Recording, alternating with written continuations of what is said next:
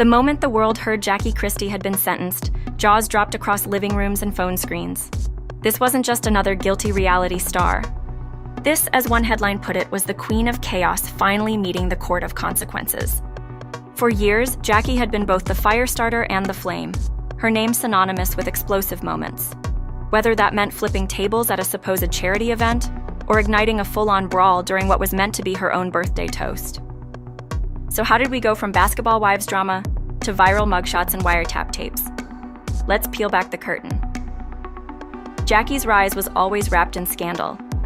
Every time things seemed to settle, another meltdown, feud, or rumor surfaced. A cryptic tweet, a confrontation at a gala, a blogger's blind item stirring the pot. It reached a point where Jackie drama was less a possibility and more a guarantee.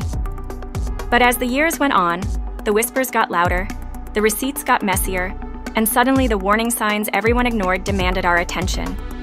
Even the most loyal fans couldn't help but wonder, was this just good TV, or was there a real storm brewing off camera? None of it really hit until the night of that Malibu party. It had all the ingredients of typical Jackie extravagance: designer gowns, exclusive invites, top-shelf champagne that never ran dry. But something was off. Guests whispered about the black helicopters overhead. Envelopes slipped between hands. Doug Christie's unusually tense demeanor. Some insiders claimed the party didn't celebrate anything. It was a smokescreen, designed to bury whatever secrets were about to explode. Gossip said even Doug didn't know half the attendees. Anonymous text messages started circulating in group chats. Jackie is hiding something. This is more than another feud. Those suspicions took a dark turn when, out of nowhere, Tasha, a name no one outside Jackie's staff had ever heard, started sending emails to bloggers and press. Shielding her identity but eager to talk, she claimed to be a former assistant and detailed her years watching Jackie turn nonprofit events into a multi-million-dollar funnel scheme. In her own words, Jackie could make a scholarship ceremony look like a mob movie in heels. Tasha described money being funneled from charity accounts to tipsy nights out and offshore banks, naming names, dates, and even flights Jackie supposedly took without showing up on Instagram. No one could believe it, except the feds apparently, who moved with surprising speed. But what about Doug, the loyal husband, always in the background? As the investigation grew, so did the claims about him. Tasha and other sources painted a picture of Doug attending meetings that looked a lot like hush money handoffs and NDAs, not charity projects.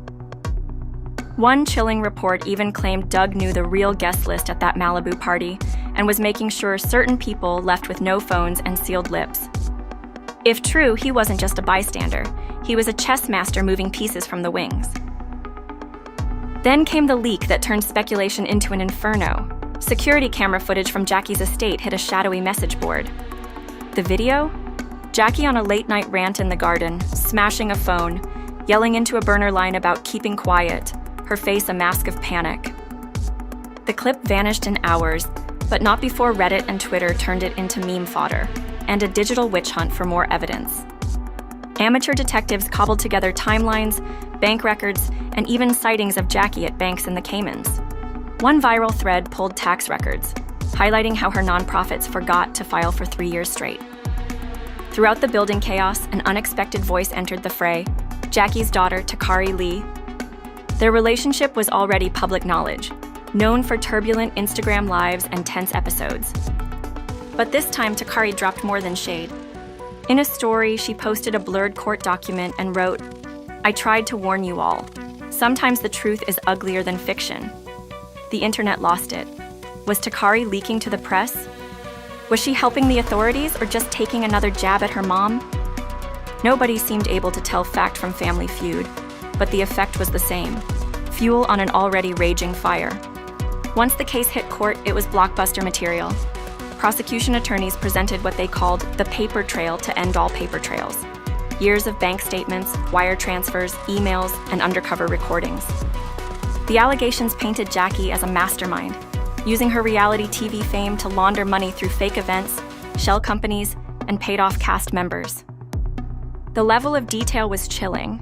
Charity events staffed by hired actors instead of real panelists, scholarship funds redirected to unknown accounts, appearance fees laundered through LLCs in the Bahamas. One panelist even claimed donations never reached children, Just a locked back room? On the other side, Doug's role was impossible to ignore. Surveillance footage showed him and Jackie taking late-night flights on private jets days before the indictment. Former accountants wrote to forums describing Doug as the real money mover, saying he filed paperwork and moved funds through his consulting work. And if that weren't enough, investigators discovered a private storage unit rented under a fake name containing stacks of cash, old laptops, burner phones, and shredded paperwork. The tip? Fans believe Takari Lee herself may have provided it. Meanwhile, as the trial captured headlines, damning leaks poured in. An anonymous Google Drive, quickly deleted across forums and social media, included voice memos, emails, and screenshots that seemed to map out the web of cover-ups. One memo, attributed to Jackie, instructed her assistant to shred everything before the auditors show. Grainy phone recordings revealed plans to move money before accounts could be frozen. Wire transfers connected to aliases, with JL. Edwards surfacing repeatedly, were traced to shell companies and defunct youth charities. Fans and celebrities, once vocal in their support, turned overnight. Instagram transformed into a public firing squad. YouTubers launched mini-documentaries chronicling every twist. Podcasts rushed out emergency episodes. Even former Basketball Wives co-stars chimed in. Tammy Roman tweeted, "Been peeped that energy," while Malaysia Pargo posted a cryptic selfie captioned, "Karma knows your address." The feedback wasn't just digital. Brands jumped ship, removing Jackie-affiliated products and scrubbing her name from partnerships. A luxury hair company issued a statement severing all ties. Even Doug's former NBA team distanced itself, calling the situation bad for business. In arguably the most damning twist, a document leaked by a former friend and alleged business partner surfaced.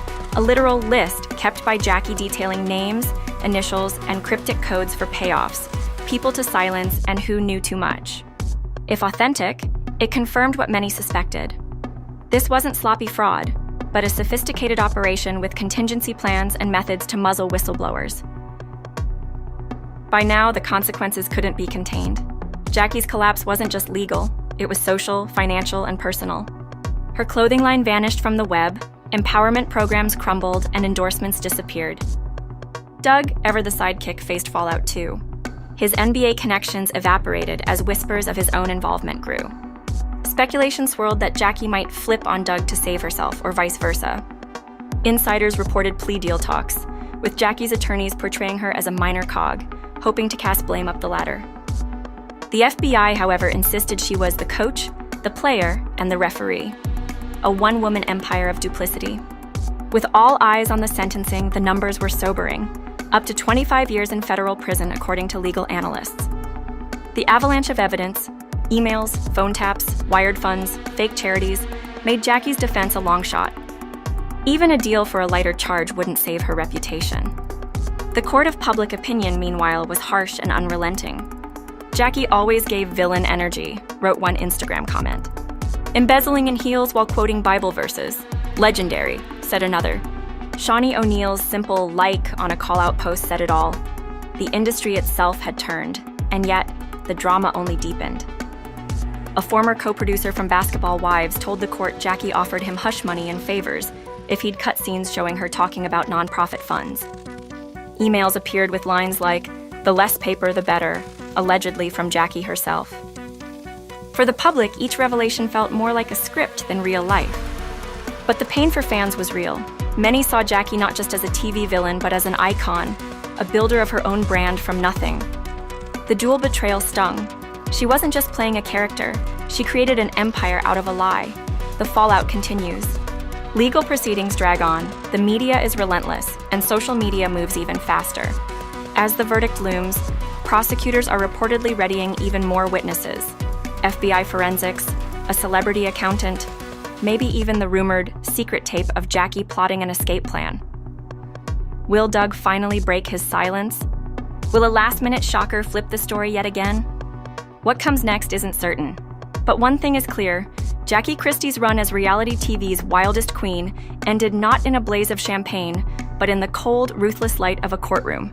She wanted a legacy. In the end, she got it, but not the one she intended. And as we wait for the gavel to fall, the world just keeps asking, what else is still hidden? The only thing guaranteed? The drama isn't over, not by a long shot.